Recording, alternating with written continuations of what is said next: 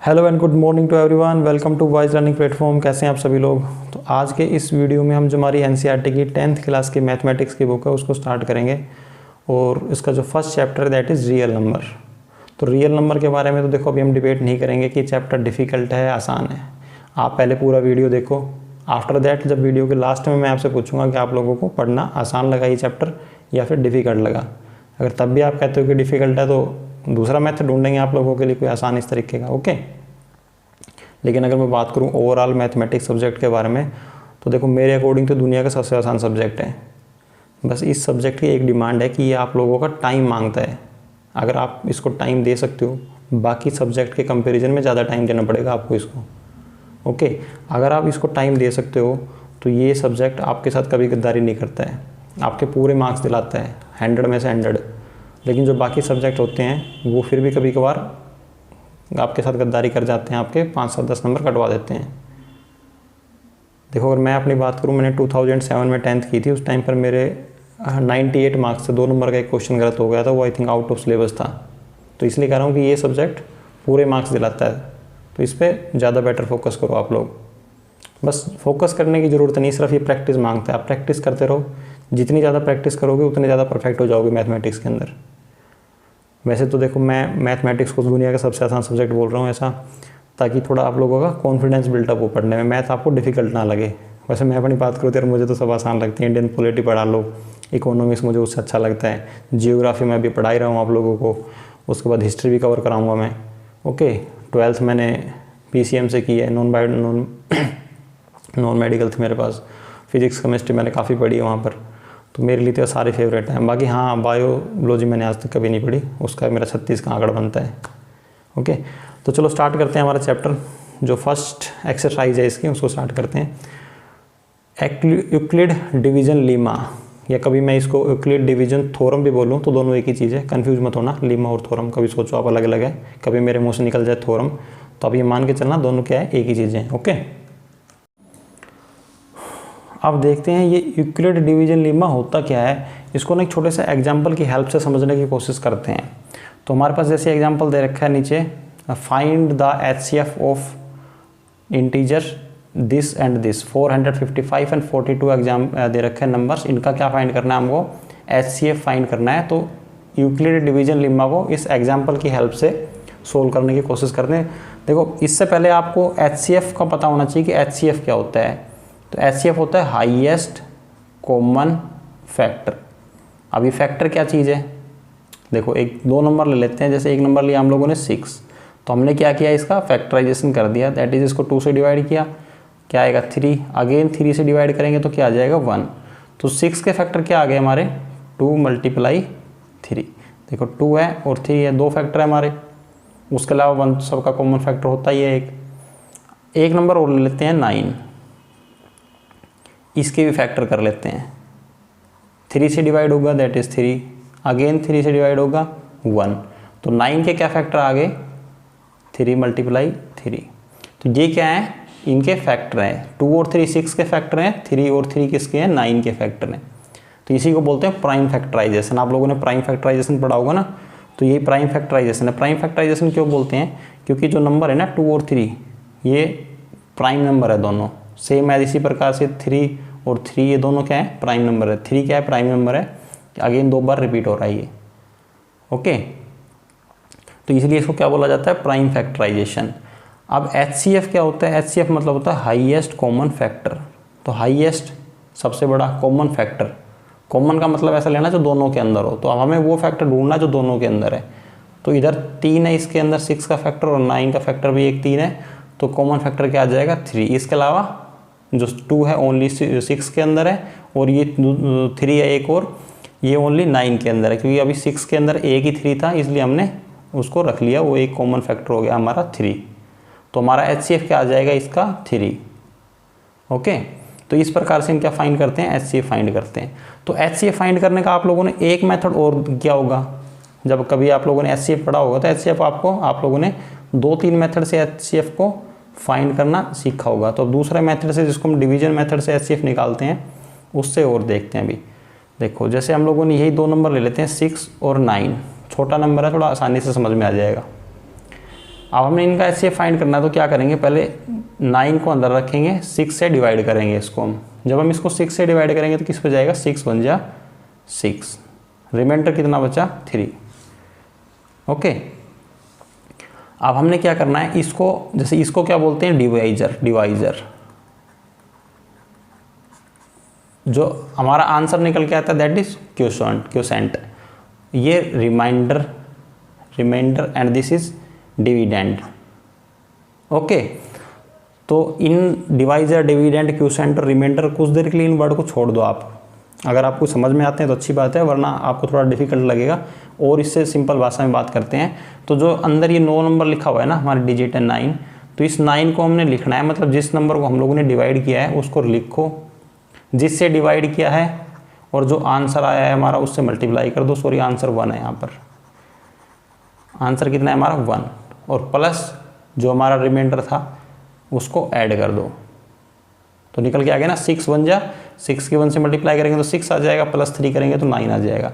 तो मतलब जिस नंबर को हम लोगों ने डिवाइड किया है उसको हमने किस फॉर्म में लिख दिया अगेन, कि जिससे हमने डिवाइड किया था दैट इज डिवीजर, जो हमारा आंसर निकल के आया मीन्स क्वोशेंट प्लस रिमाइंडर। तो जब हम नंबर को इस फॉर्म में लिखते हैं ना, इसी को क्या बोला जाता है, यूक्लिड डिवीजन लेम्मा।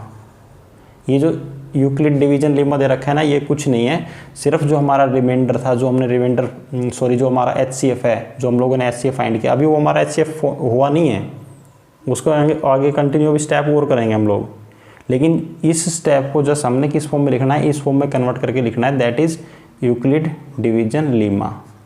ओके, अगर आपको HCF फाइंड करना आता है तो आप मान के चलो आपको ये यूक्लिड डिवीजन लेम्मा जो है ना, ये आपको आ गया, आपकी समझ में आ चुका है ये चीज़ें। सिर्फ आपको HCF फाइंड करना आना चाहिए। आप जो HCF निकालते हो उस स्टेप को सिर्फ इस फॉर्म में लिख दो, that is Euclid division lemma. अब हमारा उसको कंटिन्यू करते हैं आगे। देखो इसको मैं इरेज कर देता हूँ यहाँ से। अब इसको अगेन कंटिन्यू करते हैं। अभी हमने इसको कब तक कंटिन्यू करना है, जब तक हमारा रिमाइंडर 0 नहीं बच जाता। तो हमारा रिमाइंडर कितना आया था यहाँ पर 3। अब जब तक हमारा रिमाइंडर 0 नहीं है तब तक क्या करेंगे, अगेन कंटिन्यू करेंगे। फिर जो हमारा जिससे हमने पहले डिवाइड किया था उस नंबर को कहाँ ला के रख देंगे, इसके अंदर, इस ब्रैकेट के अंदर, इस यहाँ पे लिख देंगे 6। तो अगेन 6 से डिवाइड कर, सॉरी 3 से इसको डिवाइड करेंगे, 3 2 जा 6, रिमाइंडर कितना बचा 0। इस स्टेप को दोबारा से इसी फॉर्म में लिख दो आप। 6 को हमने डिवाइड किया है, किससे डिवाइड किया, 3 से डिवाइड किया है, आंसर कितना आया, क्वोशेंट कितना है दैट इज़ 2, रिमाइंडर कितना बचा दैट इज़ 0। तो कितना हो गया, 6 = 3 × 2 + 0, ये क्या हो गया, यूक्लिड डिवीजन लेम्मा। ओके, और जब हमारा रिमाइंडर 0 आ गया तो जिससे हमने डिवाइड किया था, मतलब जो हमारा डिवाइजर है वो क्या हो जाएगा हमारा HCF। जब हमने 6 का और 9 का HCF फैक्टराइजेशन मेथड से निकाल के बताया था आप लोगों को, तब कितना HCF आया था 3, और अभी भी कितना हमारा HCF आया है दैट इज़ 3। ओके, ये डिवीजन रूल है, आप लोगों ने इससे काफ़ी बार सोल्व किए होंगे HCF के क्वेश्चन। अगर आप लोगों ने ये आता है, आप लोगों को ये पता है इसके बारे में कि कैसे करना होता है, तो आप मान के चलो ये आप सिंपली आसानी से कर सकते हो। सिर्फ इस स्टेप को आपने इस फॉर्म में कन्वर्ट करके लिखना है, that is Euclid division lemma. इससे ज़्यादा कुछ भी नहीं है ये। ओके, अब देखो इसको जो हमारा एग्जाम्पल दे रखा है, पहले हम जो लिखा हुआ है उसको समझने की कोशिश करते हैं। A = BQ + R, ये क्या लिखा हुआ है, A = BQ + R, मतलब A है हमारा डिविडेंड, इसको हमने डिवाइड किया किससे, B से डिवाइड किया है। ओके, और क्या बचा है हमारा, क्या वो हमारा रिमाइंडर आ गया, सॉरी वो क्वोशेंट, एंड जो हमारा रिमाइंडर है दैट इज़ R, क्योंकि हमने R को प्लस किया हुआ है ना। देखो यहाँ पर R को हमने क्या किया है, प्लस किया है, तो R क्या है हमारा रिमाइंडर, ये हमारा क्वोशेंट, R रिमाइंडर, B से हमने इस नंबर को डिवाइड किया, किसको, A को। इसको सिर्फ कन्वर्ट करके किस फॉर्म में लिख दिया, अभी जो मैंने बताया, जिस नंबर को डिवाइड करते हैं उसको बाहर रखो, इक्वल टू का साइन, जिससे डिवाइड कर रहे हैं वो नंबर, मल्टीप्लाई बाई जो हमारा आंसर आया वो नंबर, प्लस जो हमारा रिमाइंडर बचा था वो नंबर। ये क्या है हमारी यूक्लिड डिवीजन लेम्मा। देखो यही लिखा हुआ है ना यहाँ पर। और इसके अंदर जो R होता है, R का मतलब हमारा जो रिमाइंडर बचता है वो कभी भी या तो 0 होगा या 0 से बड़ा होगा, और लेस देन b होगा, मतलब b से हमेशा छोटा रहेगा। क्या रहेगा? b से हमेशा छोटा रहेगा। इसको भी देखो सिंपल भाषा में समझते हैं क्या कहना चाह रहा है। अगर एक नंबर है 9, मैं इसको 6 से डिवाइड करता हूँ। जब मैंने इसको 6 से डिवाइड किया, किस पे गया? 6 1 जा 6, रिमाइंडर कितना बचा? 3। मतलब ये क्या है? r, ये क्या है? q, ये क्या है? b, और ये क्या है हमारा? a। तो ये कहना चाह रहा है कि जो हमारा r है वो हमेशा 0 से तो बड़ा रहेगा, या तो 0 होगा या 0 से बड़ा रहेगा। r का मतलब हो गया रिमाइंडर, तो रिमाइंडर हमेशा क्या आ सकता है? या तो 0 आएगा या फिर कुछ 0 से बड़ा होगा, और हमेशा b से छोटा रहेगा। b का मतलब जिस नंबर से डिवाइड कर रहे हैं भाई, उस नंबर से तो हमेशा छोटा ही रहता है ना। जिस नंबर से डिवाइड करेंगे रिमाइंडर हमेशा उस नंबर से तो छोटा ही रहेगा। आप लोगों को पता है ये चीज़, आप लोगों ने डिवाइड किया था बचपन में, डिवाइड करना सीखा था फर्स्ट क्लास सेकंड क्लास के अंदर। वही चीज़ तो ये बता रहा है अभी। अब देखो 10th क्लास में आप आ गए और आपके फर्स्ट और सेकंड क्लास का जो कंसेप्ट है वो आपको बता रहा है अभी आके। ओके, अगर अभी भी आपको इस चीज़ के बारे में नहीं पता कि हमारा जो रिमाइंडर है वो हम जिस नंबर से डिवाइड कर रहे हैं उससे छोटा होता है, तो फिर आप 10th क्लास में पहुंच गए, इसका मतलब आप लोगों ने कभी पढ़ाई नहीं की है। चलो अभी तक तो समझ में आ रहा था कि यहाँ तक लिखा हुआ था इस फॉर्म में, मान सकते थे आपको समझ नहीं आ रहा, लेकिन अभी जब मैंने आपको इस फॉर्म में कन्वर्ट करके बताया है कि जो हमारा रिमाइंडर होता है वो हमेशा उस नंबर से छोटा होता है जिस नंबर से हम डिवाइड करते हैं उस क्वेश्चन को या उस पर्टिकुलर नंबर को, किसी पर्टिकुलर नंबर को जब हम डिवाइड करते हैं जिस नंबर से, तो जो हमारा रिमाइंडर बचता है, तो हमारा जो डिवाइजर होता है वो हमेशा उससे छोटा रहता है। पता है ना ये बात तो आपको? तो बस वो यही चीज़ लिखी हुई है यहाँ पर कि जो हमारा रिमाइंडर है r, that is greater than और इक्वल टू 0, मतलब या तो 0 हो सकता है या 0 से बड़ा होगा।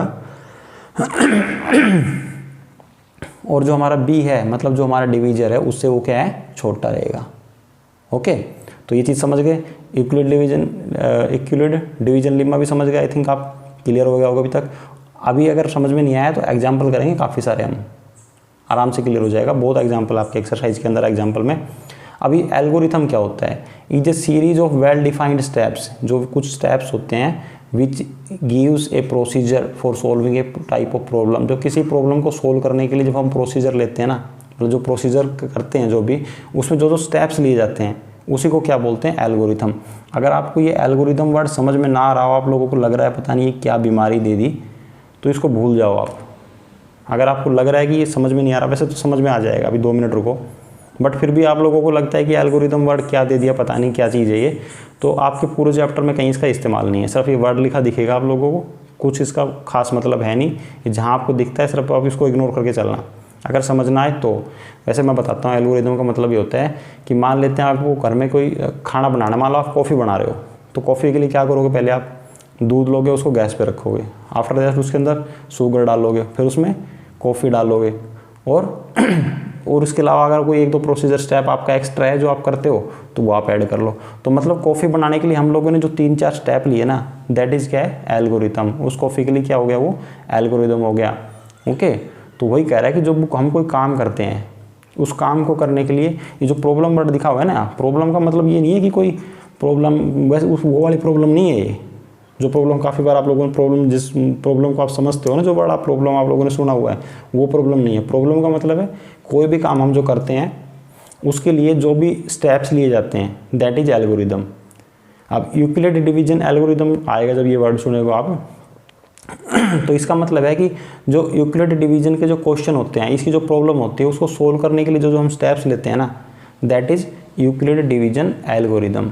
Sorry, okay. तो जैसे हम लोगों ने अभी ये पढ़ा था, जब हम लोगों ने 9 का HCF फाइंड किया, जब हमने उसको 6 से डिवाइड किया तो हमारा क्या इक्वेशन निकल के आई थी? 9 = 6 × 1 + 3।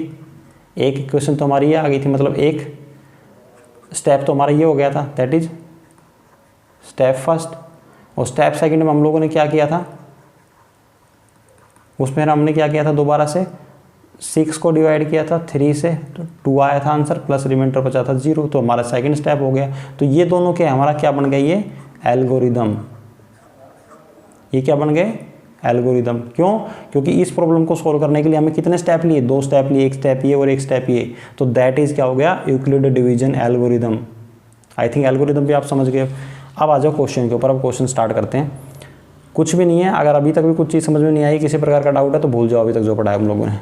अब आगे चलो, उसको समझते चलो, सिर्फ क्वेश्चन पे आ जाओ। यूक्लिड डिवीजन एल्गोरिथम कुछ नहीं है, सिर्फ इस इक्वेशन को पढ़ लो आप, a equivalent to B Q plus R. सिर्फ आपका डिवाइड है। अगर बचपन में पहली और दूसरी क्लास में आप लोगों ने डिवाइड करना अच्छे से सीखा है ना, तो ये सिर्फ डिवाइड है, उससे ज़्यादा कुछ भी नहीं है इसके अंदर। अगर आपने वहाँ डिवाइड करना सीखा है, डिवाइड किस प्रकार से करते हैं वो चीज़ आपको आती है, तो सिर्फ वो है, मतलब फर्स्ट क्लास का काम है आपका ये। कौन सी क्लास का काम है? फर्स्ट क्लास का। आप लोगों ने फर्स्ट और सेकंड क्लास अच्छे से पढ़ी है, तो आपके लिए काफ़ी ईजी चीज़ें। अब आ जाओ एग्जाम्पल पे। अब क्या करना है हम लोगों ने, इसका HCF फाइंड करना है। किस मेथड से? यूक्लिड डिवीजन लीमा मेथड से। तो क्या करेंगे, 455 को डिवाइड करेंगे किससे? 42 से। जो बड़ा नंबर है उसको अंदर रखते हैं, छोटा नंबर बाहर रख लेते हैं। 1 पे जाएगा, 42 1 जा 42। ओके, रिमाइंडर कितना बचा? 3। अगेन 5 उतार लिया हम लोगों ने, तो अभी जाएगा 0 पे, कुछ होगा नहीं। ओके, तो रिमाइंडर कितना बच गया? That is 35। तो इस स्टेप को लिख देंगे, दैट इज स्टेप फर्स्ट। क्या हो जाएगा? 455 जिसको डिवाइड कर रहे हैं, मतलब डिविडेंड इक्वल टू, आपको ये जो डिविडेंड, डिवाइजर, क्यूसेंट, रिमाइंडर, ये वर्ड समझ में आते हैं तो ठीक है, नहीं समझ में आता तो सिंपल वर्ड, जिसको हमने डिवाइड करना है उसको बाहर रखो, जिससे डिवाइड करना है उससे मल्टीप्लाई कर दो, उसको इक्वल में रखो, जिससे डिवाइड करना है उसको बाहर रखो, और आगे क्या करना आप लोगों ने, जिससे डिवाइड किया है वो, और जिसका जो हमारा आंसर आया है उस नंबर की मल्टीप्लाई कर दो, प्लस जो हमारा रिमाइंडर बचता है वो उसमें प्लस कर दो। जब ये प्रोसेस करोगे, इन तीनों चीज़ों को मल्टीप्लाई और प्लस करोगे, तो आपका जो नंबर निकल के आएगा दैट इज़ 455। ओके, ये रिवर्स प्रोसेस है हमारी। जब हम डिवाइड करते हैं, डिवाइड करने के बाद हमारे से अगर कोई बोलता है भाई हमारे पास क्वोशेंट, रिमाइंडर और क्वोशेंट दे रखा है, डिवाइजर दे रखा है, रिमाइंडर दे रखा है, आप लोगों को क्या फाइंड करना है? डिविडेंड फाइंड करना है। तो आप निकाल सकते हो किस प्रकार से, डिवाइजर की और क्वोशेंट की मल्टीप्लाई करो, रिमाइंडर को प्लस कर दो, डिविडेंड निकल जाएगा। That is dividend equal to divisor multiply quotient plus remainder. Okay, तो ये हमारा स्टेप फर्स्ट हो गया। अभी हमारा स्टेप खत्म नहीं हुआ है, काम खत्म नहीं हुआ है, हमारा HCF निकला नहीं है, क्योंकि रिमाइंडर 0 चाहिए हम लोगों को। जब तक रिमाइंडर 0 नहीं आता डिवाइड करते रहेंगे। अगेन 42 रखना। अब अंदर कौन सा नंबर आएगा? जो उस पहले वाले स्टेप के अंदर जो डिवाइजर था वो कहाँ जाएगा? डिविडेंड के रूप में नेक्स्ट स्टेप के अंदर। अब इसको करो, 35 1 जा 35, कितना बचा? रिमाइंडर 7। इस स्टेप को फिर लिख दो यहाँ पर, स्टेप 2 क्या हो जाएगा? 42, जिसको डिवाइड किया उसको बाहर रखते हैं, जिससे डिवाइड किया है वो मल्टीप्लाई जो आंसर आया वो, प्लस जो हमारा रिमाइंडर बचा दैट इज 7। तो स्टेप 2 हो गया। अब अगेन इसको डिवाइड कर दो। अब जिससे हमने पहले डिवाइड किया था उसको अंदर रख दो, 7 5 जा 35, रिमाइंडर 0। तो रिमाइंडर 0 बच गया, तो हमारा HCF निकल के आ गया ये। तो HCF क्या हो गया? इस क्वेश्चन का आंसर क्या हो जाएगा? 7। तो ये हो गया हमारा HCF। ओके, इसको स्टेप में लिख दो अगेन, ये step 3, step 3 that is 35 equal to 7 multiply 5 plus 0। तो ये क्या हो गया? हमारा स्टेप नंबर 3 हो गया। ओके, तो इसी को क्या बोलते हैं? Euclid division lemma.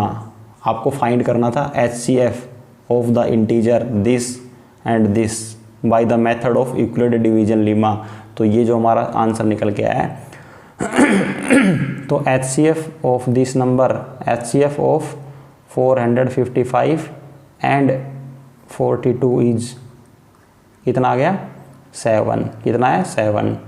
और यही क्या हमारा मेथड है? कौन सा मेथड है ये? Euclid division method. अब आपको समझ में आ गया।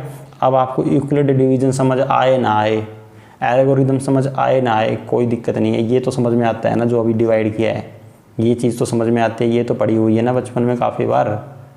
तो इस चीज़ को इस फॉर्म में लिख सकते हो कि नहीं लिख सकते? बस ये सिंपल काम है। ये एक छोटा सा स्टेप है, इसको तो समझ सकते हो ना कि किस प्रकार से इनको इस फॉर्म में कन्वर्ट करके लिखना है। अगर ये समझ में आ गया तो एल्गोरिथम समझ में आ गया, यूक्लिड डिवीजन लेम्मा समझ में आ गया, सब कुछ समझ में आ गया आपको। ओके, अब चलते हैं नेक्स्ट क्वेश्चन की तरफ और क्वेश्चन देखते हैं। Use Euclid algorithm. देखो लिखा हुआ है यहाँ पे, यूक्लिड एल्गोरिदम को आपने यूज करना है to find the HCF of this number and this number. इनका HCF फाइंड करना है। 225 को अंदर रखो, बड़े नंबर को छोटे नंबर से डिवाइड करना स्टार्ट कर दो। तो कितना अंक किस पे जाएगा, 1 पे, 135, 1 जा 135, 0, 12 में से 3 गया तो 9। भाई अगर कोई कैलकुलेशन मिस्टेक हो जाए तो बता देना आप लोग। ओके, रिमाइंडर तो 0 आया नहीं, तो क्या करेंगे, स्टेप फर्स्ट लिख दो पहले, क्योंकि हमें और आगे चलना पड़ेगा। जब तक रिमाइंडर 0 नहीं आता तब तक हमें सोल्व करना है। जिस नंबर को डिवाइड किया उसको बाहर रखो, जिससे डिवाइड किया है वो नंबर रखो, मल्टीप्लाई जो आंसर आया मतलब जो क्वोशिएंट है वो रखो, प्लस रिमाइंडर मतलब जो नीचे शेष बचा वो लिख दो। ओके, अगेन सेकंड स्टेप लेते हैं अब यहाँ लिख दो, ये स्टेप फर्स्ट है, that is step second. Step मैं आपको लिख के इसलिए बता रहा हूँ ताकि आप लोगों को थोड़ा समझने में आसान हो। अब जिससे हमने डिवाइड किया था उठा के ला के उसको अंदर रख दिया। ओके, अगेन इसको करेंगे तो 91 जा 90, कितना बचा, 5, 4, 45। इस रिमाइंडर फिर 0 नहीं आया और आगे जाएगा, मतलब ये वो स्टेप लेने हमें।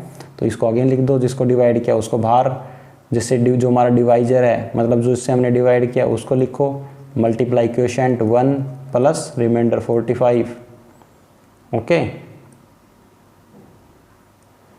अब नेक्स्ट स्टेप 45 से अगेन डिवाइड करना है, 90 को अंदर रख दो, 45 2 जा 90, रिमाइंडर कितना आ गया, 0। तो हमारा HCF क्या हो जाएगा इस क्वेश्चन का आंसर, दैट इज 45। ओके, तो स्टेप 3 में क्या हो गया हमारा, कितना आ गया, स्टेप 3 के अंदर क्या लिखेंगे, 90, जिसको डिवाइड किया था वो अंदर, सॉरी बाहर, मल्टीप्लाई किस किस की करेंगे, जिससे डिवाइड किया था वो मल्टीप्लाई जो हमारा आंसर आया वो, प्लस जो हमारा रिमाइंडर बचा 0, ये हमारा हो जाएगा। तो जब भी हमारा रिमाइंडर 0 बचता है, रिमाइंडर क्या हो गया 0, इसका मतलब हमारा क्वेश्चन यहाँ पे ख़त्म। तो हमारा आंसर क्या हो जाता है इस क्वेश्चन का, जिससे हम लोगों ने डिवाइड किया था वो हमारा क्या है, HCF, वो हमारा क्या है, HCF। तो अब लिख दो आप HCF ऑफ 135 एंड 225 इज़, कितना बच गया, आंसर कितना आया, 45। ओके, इसी क्वेश्चन को आप दूसरे मेथड से भी चेक कर सकते हो, जो हमारा फैक्टराइजेशन मेथड है ना। अगर आपका आंसर सही आया कि नहीं आप कंफर्म करना चाहते हो, तो आपका जो फैक्टराइजेशन मेथड है उससे फैक्टर निकालो और हाईएस्ट कॉमन फैक्टर लेके उससे सोल्व करके देख सकते हो। तो आई थिंक अब तो क्लियर हो गया होगा ना कि यूक्लिड डिवीजन एल्गोरिदम क्या है। देखो यहाँ पे तो एल्गोरिदम भी लिखा हुआ था। अगर आपको ये एल्गोरिदम अभी भी समझ नहीं आ रहा, ये बीमारी अभी समझ नहीं आ रही, तो इसको छोड़ दो, इसको आप ये मान लो कि एल्गोरिदम है ही नहीं यहाँ पे, सिर्फ ये यूक्लिड देख लो आप। यूक्लिड का मतलब क्या होता है कि आपने जो स्टेप है सिर्फ ये स्टेप फॉलो करने हैं और इस क्वेश्चन को इस फॉर्म में कन्वर्ट करके लिखना है। इतना तो समझ में आ गया होगा ना अभी तक यार आपको। देखो अभी भी अगर समझ में नहीं आ रहा है तो और प्रैक्टिस करो क्वेश्चंस की। ओके, बाकी मेरे अकॉर्डिंग तो यार अभी समझ में आ जाना चाहिए, ऐसा कुछ डिफिकल्ट इसमें बचा नहीं है। जो आपकी बुक में लिखा हुआ है उसको भूल जाओ यार, वहाँ पे यूक्लिड डिवीजन के लिए जो कुछ लिख रखा है, वैसे एक एग्जांपल भी दे रखा है एक का, वो भी मैं कवर करा दूँगा, सोल्व कराऊंगा। उस पजल टाइप का दिया हुआ है उसको भी डिस्कस करेंगे। उसको मैंने स्टार्टिंग में इसलिए नहीं रखा क्योंकि अगर मैं उसको अभी रख देता तो शायद हो सकता है ये चीज़ें आपको समझ में नहीं आती, उतना डिफिकल्ट बना देता क्वेश्चन को आपके लिए, तो उसको हम लास्ट में देखेंगे। अब नेक्स्ट और क्वेश्चंस देखते हैं कोई।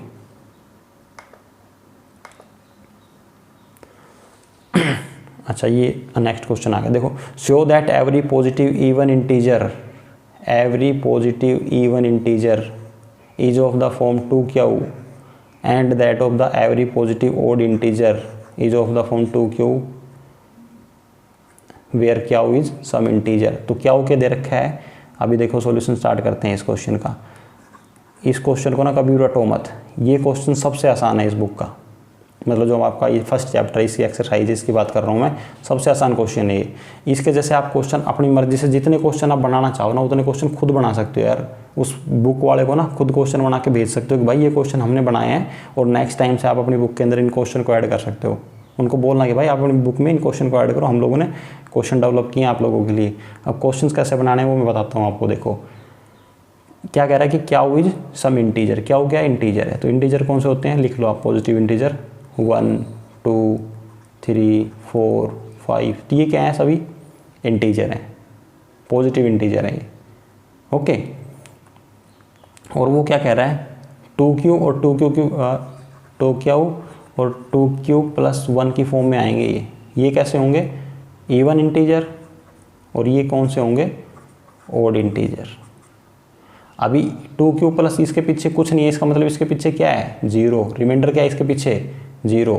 अब आपको ये फॉर्म समझ में आई क्या लिखा हुआ है 2q प्लस 0, मतलब जब हम किसी नंबर को 2 से डिवाइड कर रहे हैं तो रिमाइंडर कितना बच रहा है 0, कितना बच रहा है 0। और किसको डिवाइड करना है, किसको डिवाइड करना है इसके अंदर, इनको जो हमारे क्या दे रखे हैं ये इंटीजर्स। अब देखो अगर हम मान लेते 1 को हम डिवाइड करते हैं 2 से तो कितना किस पे जाएगा ये 0 पे, और रिमाइंडर कितना बचेगा हमारा 1, रिमाइंडर कितना बचा 1। जब हम 2 को डिवाइड करते हैं 2 से देन रिमाइंडर कितना बचता है। तो पहले ओनली एक बात करते हैं इवन इंटीजर के बारे में, तो पहले इवन इंटीजर को देख लेते हैं सिर्फ। ओके पहले किसको देखते हैं इवन इंटीजर को। तो मैं इसको इरेज कर देता हूँ, ओड वाले को पहले हटा देते हैं कुछ देर, इसको ओड को हटा देते हैं, पहले सिर्फ इवन इंटीजर के बारे में बात करते हैं।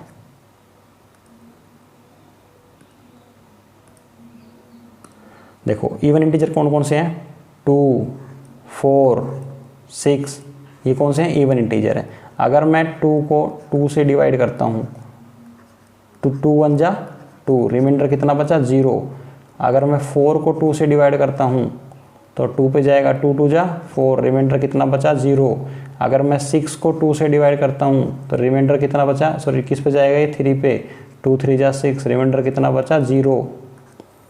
हर कंडीशन में क्या केस बन रहा है। अब इसको अपनी यूक्लिड फॉर्म के अंदर कन्वर्ट करो इन सभी को, तो क्या आ जाएगा, इसको मैं क्या लिख सकता हूँ 2 equivalent to 2q 2 multiply 1 plus 0।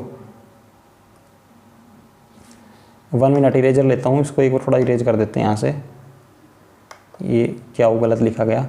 देखो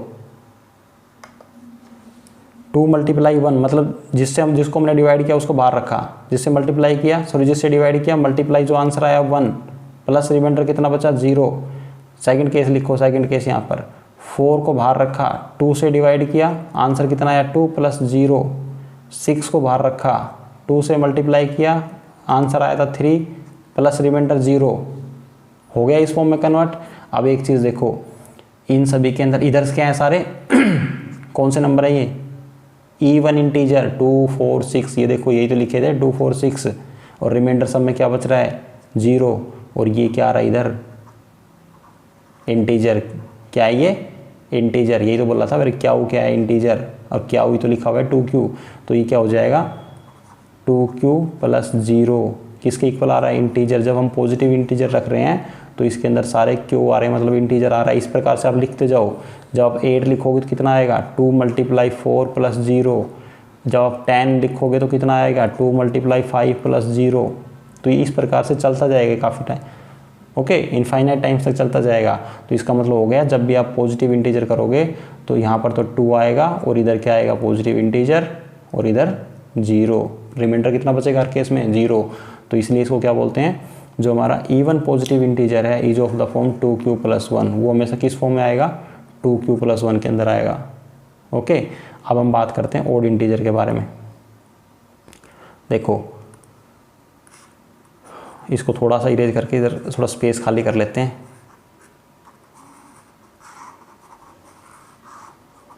अब ऑड इंटीजर के बारे में बात करें तो ऑड इंटीजर कौन कौन से हैं हमारे 1 हो गया, 3 हो गया, 5 हो गया। अब इनको डिवाइड करो 2 से। अगर मैं 1 को डिवाइड करता हूँ 2 से तो 0, रिमाइंडर कितना बचेगा इसका 1। अगर मैं 3 को डिवाइड करता हूँ 2 से तो 2 1 जा 2, रिमाइंडर कितना बचेगा 1। जब अगर मैं 5 को डिवाइड करता हूँ 2 से तो 2 2 जा 4, रिमाइंडर कितना बचेगा 1। तो हर केस में रिमाइंडर कितना आ रहा है 1। तो कहने का मतलब यह है कि आप कोई से भी ओड इंटीजर को डिवाइड कर लो 2 से, सभी के अंदर 1 रिमाइंडर बचेगा। तो इसको मैं उस फॉर्म में कन्वर्ट करके लिख सकता हूँ किसमें यूक्लिड डिवीजन की फॉर्म में। तो 1 किसके इक्वल हो जाएगा, मतलब जिसको डिवाइड किया उसको बाहर, जिससे डिवाइड किया उसको मल्टीप्लाई में करना है किसके साथ, जो हमारा आंसर आया है प्लस रिमाइंडर। सेकंड क्या लिखना है 3 किसके इक्वल हो जाएगा 2 मल्टीप्लाई 1 प्लस 1, इसको मैंने इस फॉर्म में लिख दिया। अब इस वाले के नंबर इसको क्या लिखेंगे 5 को बाहर रखेंगे, जिसको डिवाइड किया था जो आंसर आया प्लस 1। अब देखो यहाँ पर क्या आ रहे हैं ओड इंटीजर, क्या है ये ओड इंटीजर, इधर सब में 2 कॉमन है और ये क्या आ रहे हैं 0 1 2, ये क्या है क्यू मतलब इंटीजर। तो इसको रिमाइंडर कितना बचेगा सभी के अंदर 1। तो इसलिए जो हमारा ओड इंटीजर हो जाएगा वो किस फॉर्म में आएगा, हमेशा 2q प्लस हमेशा रिमाइंडर 1 बचेगा, हमेशा क्या बचेगा रिमाइंडर 1 बचेगा।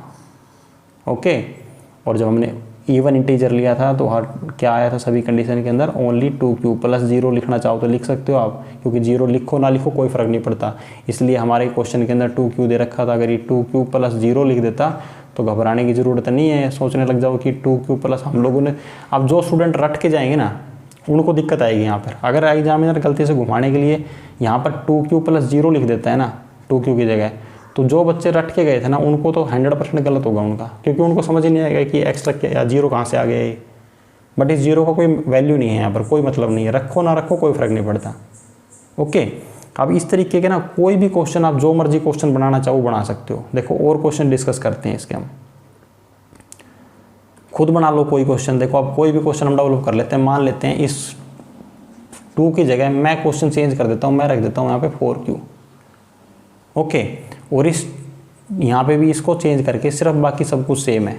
इसको मैंने क्या रख दिया यहाँ पे 4q plus 1 and 4q plus 3, क्या रख दिया 4q plus 1 and 4q plus 3। और यहाँ पे भी जब इसको चेंज करोगे तो 4q प्लस 2 और आएगा साथ में एक। ओके, अब देखो क्या मतलब है, तो कह रहा है कि show that every positive even integer is of the form 4q plus 2 and that of the positive odd integer is of the form 4q plus 1 and 4q plus 3 where क्या हुई सम इंटीजर। ये question हम लोगों ने खुद develop कर लिया। अब आपको प्रूव करना है, शो करना है चीज़, कैसे शो करोगे इसका मतलब है कि कोई भी पॉजिटिव इंटीजर है, जैसे क्या हो गया है पॉजिटिव इंटीजर है 1 2 3 4, तो जब किसी पॉजिटिव इंटीजर का हम पहले इवन नंबर की बात करते हैं।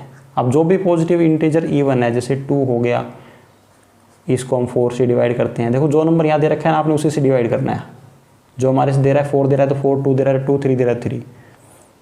उसके अलावा जब हम इसको 4 से डिवाइड करेंगे तो 0 आएगा और रिमाइंडर कितना बचेगा 2।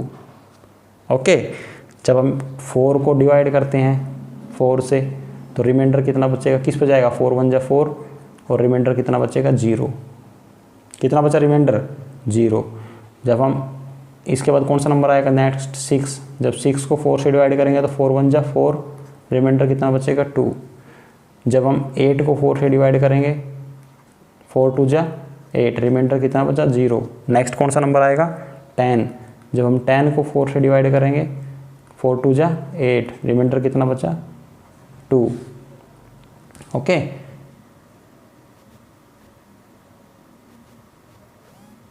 One minute.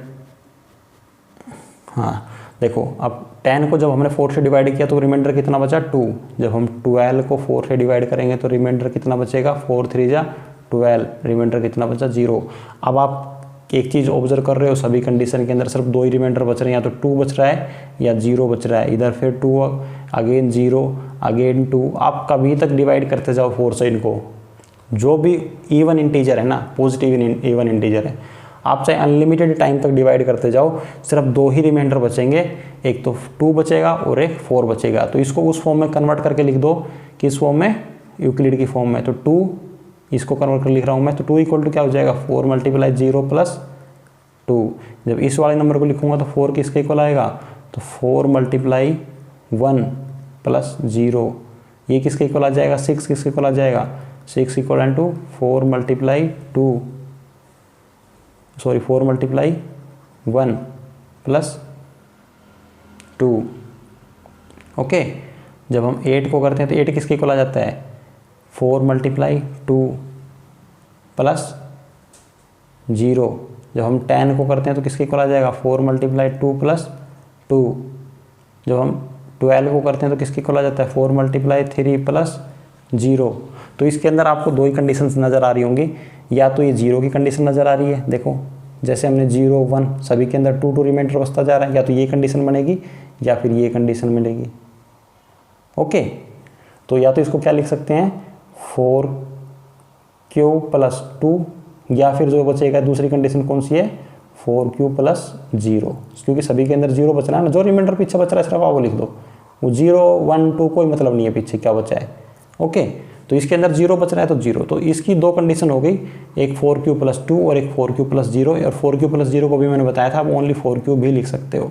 तो यही पूछा था, show that every positive even integer is of the form 4q and 4q+2। Okay, आ गया आपका पॉजिटिव इवन इंटीजर का। अब हम बात करते हैं ओड इंटीजर के बारे में। अब इसी प्रकार से ओड का निकाल के और दिखाते हैं आप लोगों को। मैं अगर इरेज करूँगा ना तो यार मेरा कंप्लीट इरेज हो जाएगा। चलो दोबारा से लिख देंगे, कोई बात नहीं। क्वेश्चन में मैंने इसलिए बोला था मेरा कंप्लीट इरेज हो जाएगा, तो मैं इसको तो अगेन दोबारा लिख देता हूँ यहाँ पर। ये मैंने लिखा था 4q+1 एंड 4q+3। ओके, देखो अब क्या होगा। अब 1 को जब हम डिवाइड करेंगे, अब हमने ओनली इवन नंबर रखने हैं, ओड नंबर रखने हैं सॉरी। जब करेंगे तो 0 हो जाएगा, 4 1 जा, रिमाइंडर बचेगा 1। जब हम 3 को डिवाइड करेंगे 4 से तो 0 पे जाएगा, अगेन रिमाइंडर कितना बचेगा 3। जब 5 को डिवाइड करेंगे 4 से तो रिमाइंडर कितना बचेगा 4 1 जा 4, रिमाइंडर बचा 1। और जब 7 को अगेन डिवाइड करेंगे 4 से तो 4 1 जा 4 और रिमाइंडर कितना बचा 3। तो आप कभी तक भी डिवाइड करते जब यही दो रिमाइंडर बचेंगे 1 और 3, 1 और 3, 1 और 3। ओके, तो इसका आंसर क्या हो जाएगा, इसको जब उस फॉर्म में लिखेंगे तो 1 इक्वलेंट टू किसके बराबर हो गया 4 × 0 + 1। 3 किसके इक्वल हो जाएगा 4 × 0 + 3। और 5 किसके इक्वल हो जाएगा 4 × 1। ये लिख रहा हूँ 4 × 1। अब तो काफ़ी बार बता दिया कहाँ से आ रही हैं चीज़ें, समझ आ गया होगा ना। 4 × 1 + 1। और बात करूँ 7 की तो 7 किसके इक्वल हो जाएगा 4 × 1 + 3। तो दो ही कंडीशन आ रही है आपके अंदर इस हर केस के अंदर। देखो ये वाली अगर रिमाइंडर 1 की बात करो तो इधर 0 1, जब भी ये इंटीजर नंबर चलता रहेगा 0 1 2, और आपकी हर कंडीशन में क्या आएगा ओनली रिमाइंडर 1 बचेगा। एक कंडीशन ये बनती है जिसके अंदर हर केस में रिमाइंडर क्या बचेगा 3 बचेगा। तो दो कंडीशन बनती है, एक तो 4q+1 और एक 4q+3। तो इस प्रकार से आप कोई भी क्वेश्चन ले सकते हो, कोई भी। मैं नहीं कह रहा कि सिर्फ यही क्वेश्चन है, सिर्फ ये चीज़ याद रखना, जब हमने यहाँ पर 4 रखा है, क्या रखा है 4 रखा है, तो इसके पीछे दो कंडीशन बनेंगी। एक तो जो उससे छोटे नंबर हैं, एक तो 1 आएगा इसके नीचे, एक 3 आ जाएगा। जैसे हमने यहाँ पे 4 रखा था तो दो क्वेश्चन आए थे, एक तो 4q आ गया, उसके नीचे क्या बचा था, एक तो 0 बचा था और एक 2 बचा था। इसलिए हमने क्या लिखा था 4q+2। अगर मैं एक नया क्वेश्चन बनाने बताता हूँ और कैसे बनाना है आप लोगों ने, देखो इसके लिए अगर मैं यहाँ पे 6 रख दूँ, क्या रख दूँ यहाँ पर 6 रख दूँ 2 की जगह। अब मैं काट के 6 रख दूँ, मैं बोलूँ कि आएगा 6q, तो इसके क्या क्या बन जाएंगे, एक तो 6q+1, क्योंकि जो 6 से छोटे नंबर है ना वो सब प्लस कर दो इसके साथ। आप 6 से छोटे जो भी नंबर है 6q+3। ओके, और 6q+5, क्योंकि 5 भी तो 6 से छोटा है। तो ये 3 केसेज आएंगे 6 में। और अगर भाई बात करूँ मैं इसके अंदर पॉजिटिव इवन नंबर में, तो एक तो 6q+0 आएगा, एक 6q+2 आ जाएगा और एक 6q+4 आ जाएगा। क्लियर है ना। तो एक नया क्वेश्चन बन गया आप लोगों के लिए। जो मर्जी बनाना चाहो बना लो यार, कोई दिक्कत नहीं है। सेम अगर यहाँ पे 6 की जगह आप 3 रखना चाहो तो 3 के बना के दिखा देंगे आप लोगों को। ओके, बाकी क्वेश्चन मिलेगा तो वो डिस्कस कर लेंगे वहाँ पे। अब बात करते हैं, चलो नेक्स्ट क्वेश्चन पे चलते हैं। तो नेक्स्ट क्वेश्चन है ये 4q+1 show that every positive odd integer is of the form 4q+1 4q+3। अच्छा, ये तो हमने अभी डिस्कस कर लिया, सेम वही बन गया। चलो कोई बात नहीं। अब मैं अगर आप कहो तो मैं एक और एक्स्ट्रा बना सकता हूँ यार, 8 का बना देते हैं। अब मान लो इसी यही क्वेश्चन है, इसको और बना देते हैं, क्योंकि हमने 4 का तो डिस्कस कर लिया अभी। Odd integer is of the form 4q+1 4q+3 दे रखा है ना यहाँ पे, तो हम इसको लिख लेते हैं 8q+1 8q+3 8q+5 and 8q+7, क्योंकि 7 8 से छोटा है ना, तो 7 तक चलेगी ये सीरीज। इस प्रकार से जब तक उससे छोटे नंबर चल रहे हैं ना जिससे हम डिवाइड कर रहे हैं, तो वहाँ तक बनेंगे ये, तब तक के रिमाइंडर बचते रहेंगे आपके। तो ये इसमें 4 बनेंगे। आप अगर ये क्वेश्चन हटा के नया क्वेश्चन करना चाहते हो, प्रैक्टिस करना चाहते हो तो ये कर सकते हो। ओके, आपकी मर्जी है। Show that any positive odd integer is of the form 8q+1 8q+3 8q+5 8q+7। आप खुद प्रैक्टिस करना ये, मैं सिर्फ अभी ऊपर वाले को करा देता हूँ, 4 वाला हम डिस्कस कर लेते हैं। इसको आप खुद प्रैक्टिस करना 8 वाले को। क्वेश्चन मैंने आप लोगों के लिए बना दिया एक नया। हम 4 वाले को मैं अगेन एक बार फिर बता देता हूँ। अभी मैंने पढ़ा था ना, अभी बताया था मैंने, पॉजिटिव ओड नंबर कौन कौन से हैं 1 3 5 ओके, जब हम 1 को 4 से डिवाइड करते हैं तो रिमाइंडर कितना बचता है 1। जब हम 3 को डिवाइड करते हैं किससे 4 से तो 0 पर जाएगा, रिमाइंडर कितना बचेगा 3। जब हम 5 को डिवाइड करते हैं 4 से तो 4 1 जा 4, रिमाइंडर कितना बचेगा 1। तो सेम इस प्रकार से जब 7 को डिवाइड करेंगे तो रिमाइंडर कितना बचेगा 3। ओके, रिमाइंडर कितना बचेगा 3। तो रिमाइंडर हर केस में 3 और 1 या 1 3 1 3 यही रिमाइंडर बचते जाएंगे। तो इसको जब हम यूक्लिड डिवीजन की फॉर्म में लिखते हैं तो क्या आ जाएगा 1 इक्वल टू 4 मल्टीप्लाई 0 प्लस 1 और 3 equal to 4 multiply 0 plus 3, 5 equal to 4 multiply 1 plus 1, 7 equal to 4 multiply 1 plus 3। तो सभी के अंदर रिमाइंडर 0 1 बच रहे हैं या तो 3 बच रहे हैं। तो 1 1 वाले देखो आप, इधर 0 था इधर 1 आ गया। तो इस प्रकार से जब नेक्स्ट जाओगे फिर अगेन 2 आ जाएगा। तो ये क्या इक्वेशन बन जाएगी 4q प्लस 1। तो रिमाइंडर तो सेम रखना है आपने, 4 भी सेम रखना है, सिर्फ ये जो 0 1 2 3 है इसका नाम हमने क्या लिख दिया, क्या लिख दिया सिर्फ क्या हो। देखो इधर 0 आ गया, अगला जो 3 का रिमाइंडर बचेगा उसमें 1 आएगा, नेक्स्ट जो 3 रिमाइंडर बचेगा वहाँ यहाँ 2 आएगा समथिंग। तो इस प्रकार से ये 0 1 2 3 चलता जाएगा। मतलब ये क्या है क्या हुआ है, इसको हमने इकट्ठा करके लिख दिया 4q प्लस 3। तो ये 2 रिमाइंडर बचेंगे हर टाइम। तो ये 2 कंडीशन बनेगी। तो जो मर्जी क्वेश्चन आप बनाना चाहो बना लो, लेकिन ये ध्यान रखना जिस चीज़ से डिवाइड कर रहे हो ना वो जो नंबर बचेगा ना रिमाइंडर वो हमेशा उससे छोटा रहेगा। मान लो 8q मैंने रखा तो कहाँ तक बनेंगे, क्योंकि रिमाइंडर 7 तक बचेंगे। तो 8q plus 1 8q plus 3 8q plus 5 और 8q प्लस 7 तक बनेगा। इसी क्वेश्चन को आप और करके बना सकते हो अपनी मर्जी से। ठीक है यार, अभी भी ये क्वेश्चन समझ नहीं आया तो बता देना, मैं दोबारा से फिर कभी करा दूंगा, कोई दिक्कत नहीं है। ओके, अब जो मर्जी क्वेश्चन आप बना लो, आपने मैं बोल रहा हूँ ना आप इस बुक के वाले के पास भेज देना बना के, अपनी एनसीईआरटी वाले के पास। भाई हम लोगों ने 10 क्वेश्चन बना के दिए, आप लोगों से वो ऐड करना चाहो ऐड कर सकते हो। ओके, अब आते हैं नेक्स्ट क्वेश्चन के ऊपर।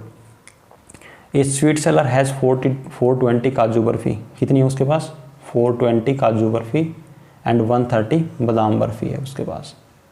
she wants to stack them in such a way that each stack has the same number, सभी के अंदर सेम नंबर आए, and they take up the least area, और कम से कम एरिया लें ट्रे का। What is the number that can be placed in each in this stack for this purpose. तो आपने बताना है व्हाट इज़ द नंबर, कितने नंबर आएंगे can be placed in each stack, एक स्टैक में कितनी बर्फी रखनी है। तो मान लो हमारे पास ये कह रहा है कि ये ट्रे है एक, 420 तो काजू बर्फी है, कितनी है 420 काजू है, और 130 क्या है बादाम है, बादाम की बर्फ़ी है। तो इनको इस ट्रे में लगाना है, और एक ट्रे में एक नंबर लाइन में जितनी आएंगी उतनी ही बादाम की बर्फ़ी आनी चाहिए, उतनी काजू की आनी चाहिए, और कम से कम आनी चाहिए मैक्सिमम से नंबर, मतलब कम से कम एरिया कवर करना है। तो देखो अब आप मेरे से एक बात बताओ, 420 काजू की बर्फ़ी है, 130 बादाम की बर्फ़ी है।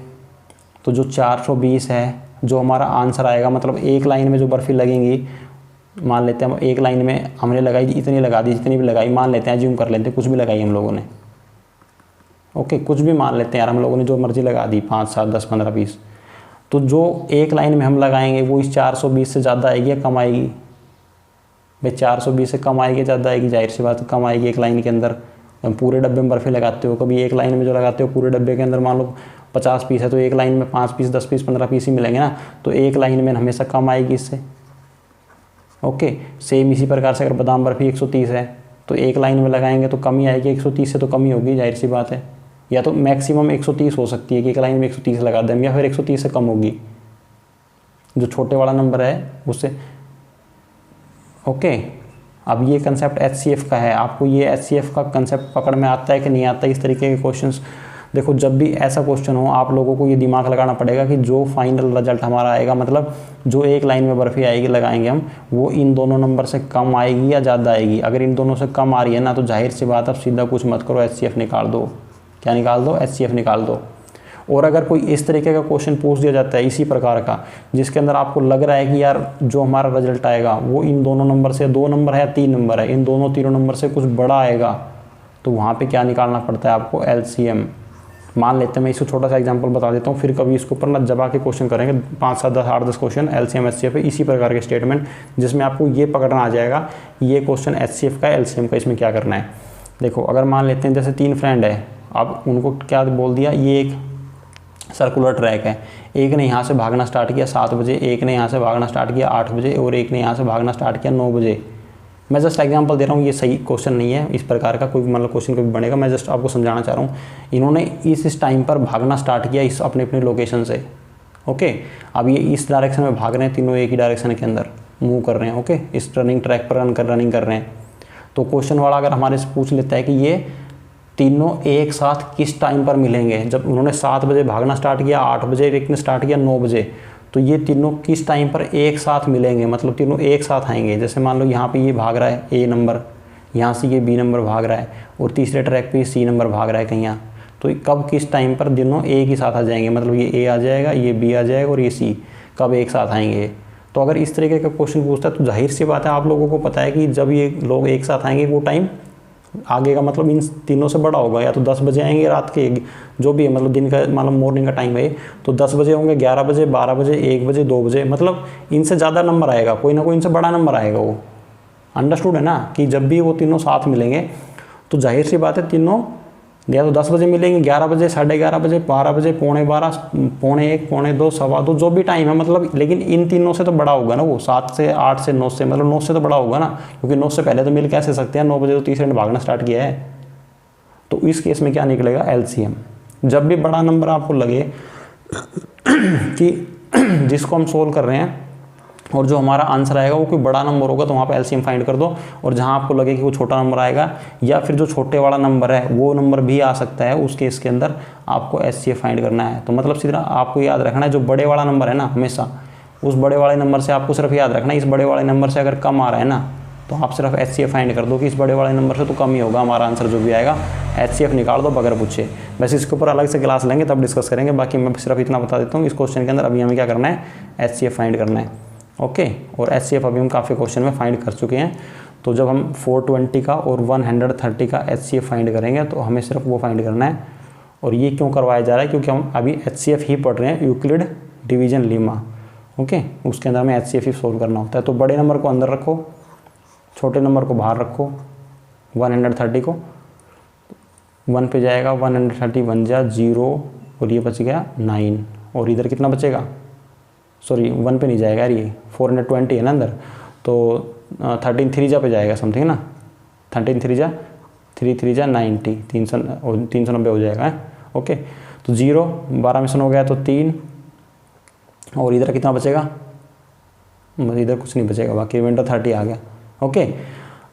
तो इस टाइप को लिख देना है आप लोगों ने यहाँ पर 420, क्योंकि यूक्लिड लीमा डिवीजन लीमा का कंसेप्ट कर रहे हैं ना चैप्टर पढ़ रहे हैं, तो उसी की फॉर्म में आपको लिखना पड़ेगा, उसी से सोल्व करना आप लोगों ने। तो 130 जिससे डिवाइड किया वो, जिसको जो आंसर आया वो प्लस रिमाइंडर, ओके। तो अभी जब तक हमारा रिमाइंडर 0 नहीं बचता तब तक हम लोगों को इसको कंटिन्यू करना है। तो अब अंदर रखेंगे 130 को, क्योंकि 130 हमारा जिससे हमने डिवाइड किया था वो था, मतलब डिवाइजर था। तो अब किस पे जाएगा ये, 4 जा पे 120, रिमाइंडर कितना बचेगा 10। तो इसको अगेन लिख दो, 130 इक्वल टू किसके इक्वल आ गया, 30 मल्टीप्लाई जा 4 प्लस 10। तो अगेन एक स्टेप और रखो, इसको अब किससे डिवाइड करेंगे, डिवाइडेड बाई 30, सॉरी 30 अंदर आ जाएगा, 10 3 जा 30 और रिमाइंडर कितना बचा 0। तो ये कितना हो गया, इसको अगेन लिख दो स्टेप, 30 इक्वल टू किसके इक्वल हो गया, 10 मल्टीप्लाई 3 प्लस रिमाइंडर बच गया 0। जैसे ही रिमाइंडर 0 आ जाता है तो हमारा इसका आंसर क्या हो जाएगा, ये जो जिससे हमने डिवाइड किया ये हमारा हो जाता है एचसीएफ। तो हमारा एचसीएफ क्या हो गया 10। तो पूछे इन दोनों का एचसीएफ क्या है, तो हमारा आंसर आ गया 10। ओके फ्रेंड्स, तो ठीक है फ्रेंड्स, इस वीडियो में इतने क्वेश्चन। नेक्स्ट वीडियो में एग्जाम्पल जो थे ऑलमोस्ट हम लोगों ने कवर कर लिए हैं। अब जो हमारी एक्सरसाइज है 1.1 उसको स्टार्ट करेंगे और उसमें जितने क्वेश्चन हैं उसको हम नेक्स्ट वीडियो में कंटिन्यू करते हैं। मेरे अकॉर्डिंग तो जितने एग्जाम्पल हम लोगों ने कवर किए हैं, इतने एग्जाम्पल करने के बाद एक्सरसाइज में ऐसा कोई शायद ही कोई क्वेश्चन बचा होगा कि वो आप ना कर सको। आप इन एग्जाम्पल को अगेन प्रैक्टिस करो और उन क्वेश्चन को खुद से करने की कोशिश करो। मैं गारंटी कर देता हूँ इस चीज़ की कि अगर आप लोगों ने इन एग्जाम्पल को सीरियस होकर देखो, एक तो आप लोगों ने वीडियो सीरियस होकर देखा अच्छे से, दूसरा अगेन एक बार अपने हाथ से इन क्वेश्चन को आप लोगों ने खुद से कर लिया ना सोल्व, उसके बाद आप एक्सरसाइज लगा लेना। विश्वास के साथ आप एक भी क्वेश्चन एक्सरसाइज का ऐसा नहीं बचेगा जो आपसे सोल्व नहीं होगा। ठीक है फ्रेंड्स, मिलते हैं नेक्स्ट वीडियो में नए टॉपिक के साथ। नए टॉपिक के मतलब हमारी जो 1.1 एक्सरसाइज है। तब तक के लिए बाय बाय, टेक केयर।